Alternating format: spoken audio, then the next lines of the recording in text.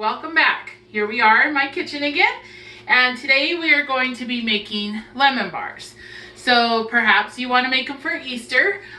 They're a great dessert, especially where it feels so warm and summery today, and they're relatively easy.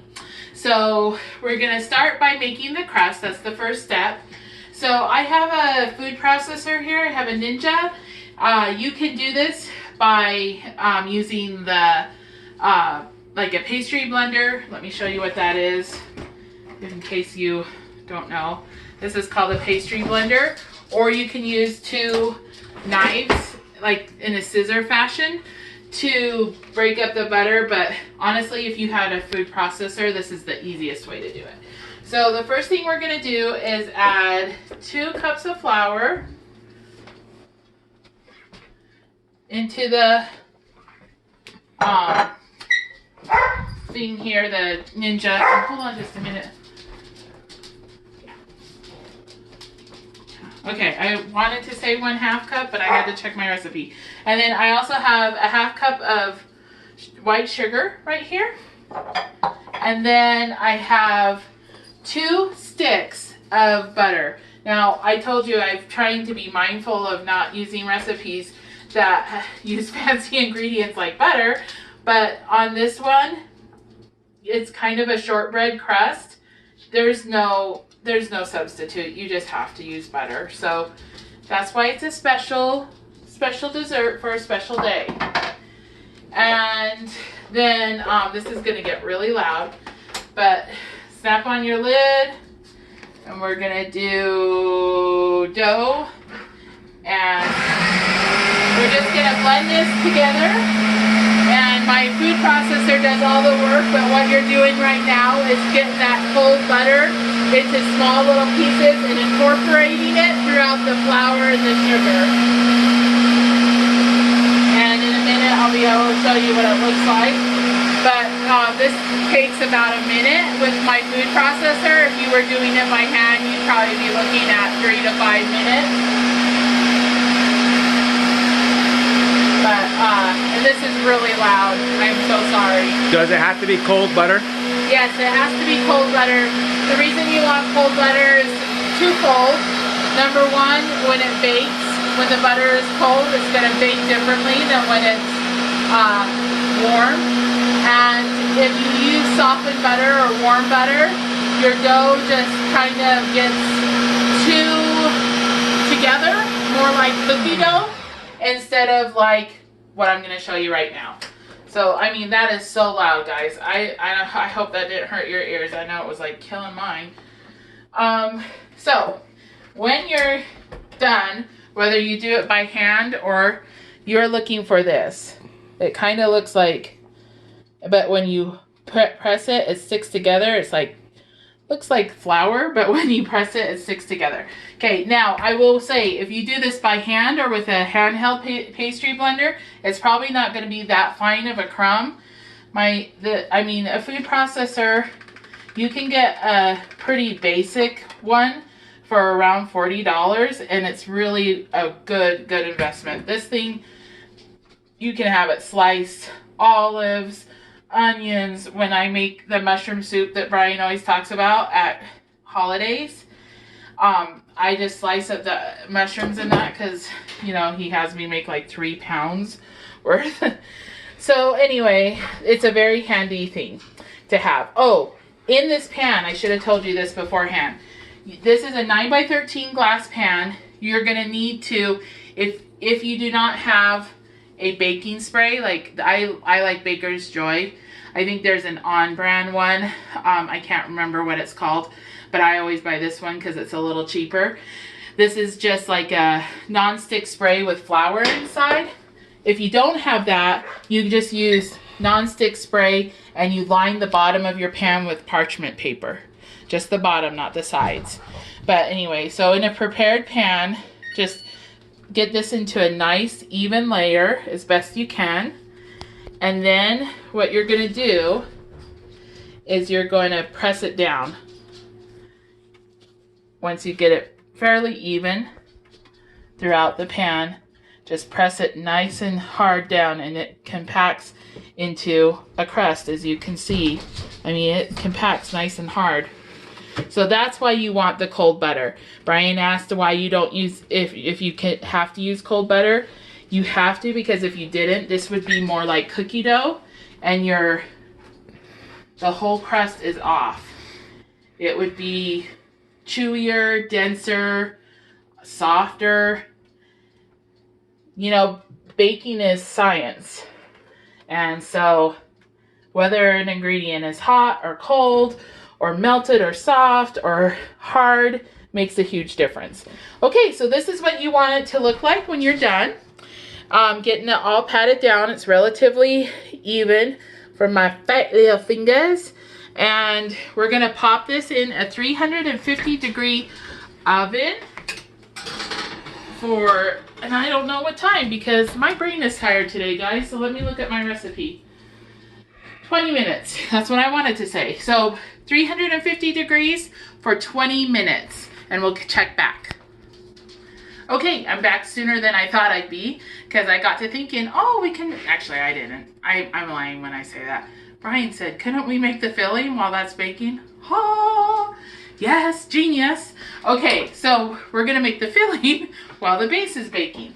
So for this, we're gonna need 2.5 cups. You know what, guys? I'm doing this in the afternoon, and normally I do this in the morning. And in the morning, my brain is a fresh little sponge, and it can absorb all sorts of things. But today, in the afternoon, my brain is a shriveled little mass that can absorb absolutely nothing, and I don't want to give you the wrong ingredients. So we're gonna just have my little recipe right here because I can't memorize it. Okay, so it's 1.5 cups of sugar, to which we are going to add a 1/4 cup of flour,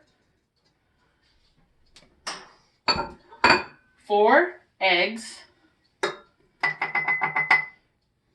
Now, were those just yolks? No, it was whole eggs, yolks and whites. Okay, and then it's anywhere between 2/3 and 3/4 cups of lemon juice. I always use 3/4 cups because I like my lemon bars to have a nice zing, and I also like them to be. I don't like the custard to be totally set. I like it to be a little soft. I mean, it's set, it will be set enough that you can cut them and they make a beautiful square, but they just have a different texture, a little bit moister texture if you use 3/4 cups. So I use 3/4 cups. Of what? Lemon juice. Okay. And that's just jar lemon juice. That's just bottled lemon juice. And I purposely today, normally I have fresh lemons on hand. Normally if I don't have fresh lemons on hand, I just go to the store and buy them. But I find myself, first of all, I haven't done the grocery shopping. I have to give props to my husband who will not let me in stores right now. And he does all the grocery shopping for us, so I haven't been at all.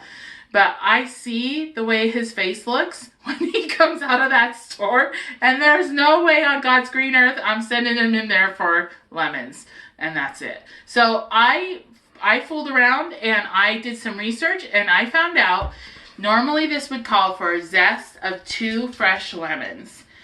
But, like I said, I don't have any, so I found out that you can substitute a 1/2 teaspoon of lemon extract for each 1 lemon zest. So this calls for 2 zests of lemons. So I'm doing a full teaspoon of lemon extract. Now, honest trailer here, I have done this before. I was having the Colognes over for dinner one time and thought I had lemons and I don't. And Mr. Eddie loves my lemon bars. So I was like, oh no, what am I going to do? And so I've done this before and it works really well. So, he didn't notice anyway. Anyway, so once you get all of that in there, you can just get it mixing. And what we're going to do here is we're just going to whip it up. I like to use my whisk attachment on my KitchenAid. You might have to scrape the sides of the bowl with a spatula or scraper. But all you're doing right now at this point is just getting that sugar dissolved. This is going to sit for 10 minutes once you get that sugar dissolved. And then you'll come back and whisk it again. But so initially, maybe you whisk it for 2-3 minutes, just until you can kind of hear that it's not, the whisk isn't hitting any sugar. I'm going to go ahead and stop this for a second and scrape my sides of my bowl, because I can see that there's flour sticking, and it also gives me a chance to kind of feel if that sugar is completely dissolved. And so far, it is not. So I'm going to give it a couple more minutes here. Okay, I'm going to give this a few minutes, and then I'll come back and tell you what to do. Okay guys, here we are, we're back. My filling is ready to stand for 10 minutes. Basically you can see it's foamy on top. It's kind of a lighter yellow color now.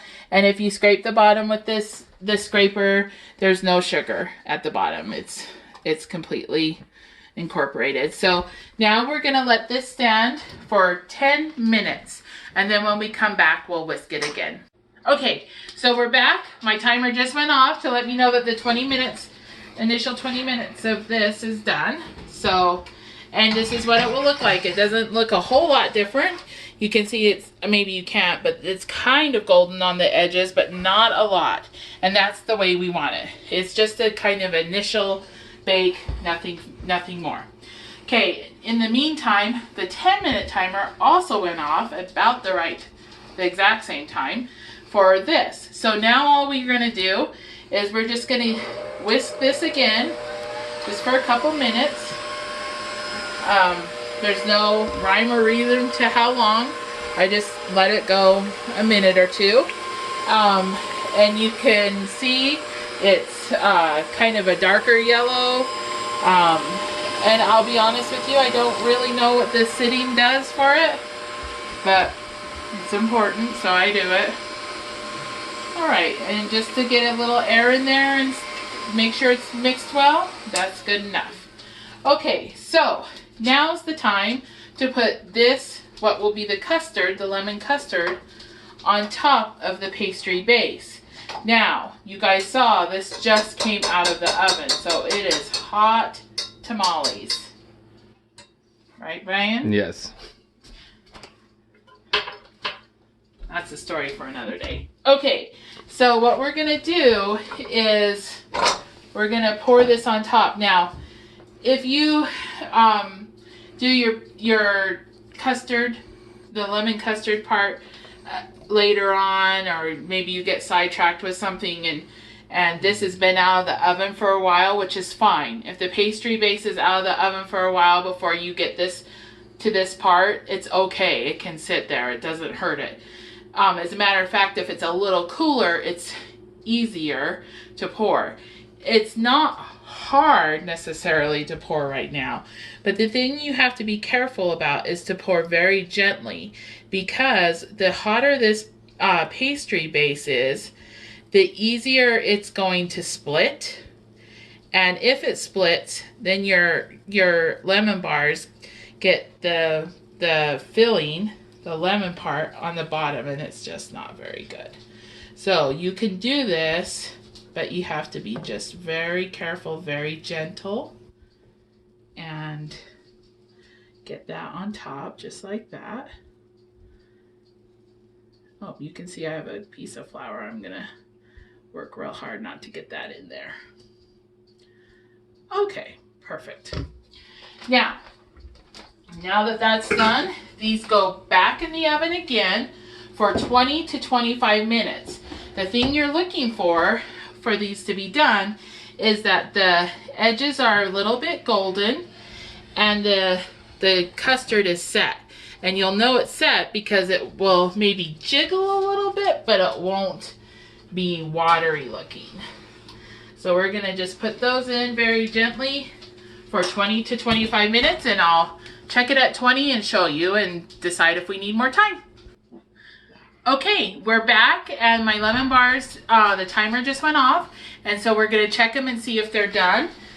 They look to be what you're looking for. I'm gonna show you here is the edges to be golden, and when I give this a jiggle, you see how it doesn't move? I don't know if you can tell that, but it won't move. It's nice and solid. What? Do it again. I'll be further away. Okay. Yeah. Okay. Yeah.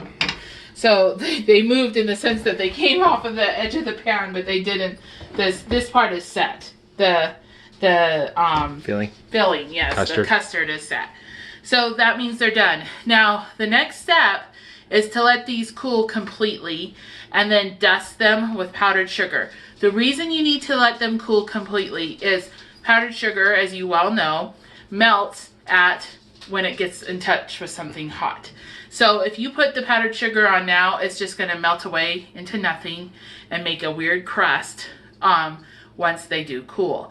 But if you let these cool completely and then you dust them with powdered sugar, it will actually give that nice, like when you cut a lemon bar or a lemon square and you see the nice little white powdered sugar on top and then the lemon filling. So what I'm going to do is, rather than wait to show you dusting, you guys know how to dust powdered sugar, I'm gonna go ahead and just let these cool, and when I've dusted them and I'm serving one, I will take a picture and attach it with this video, and that way you'll know what they look like done. So that's lemon bars. It's that easy, and thank you guys so much for joining me. Thank you, Miss Rose, for asking for these. It was fun to make them for you guys.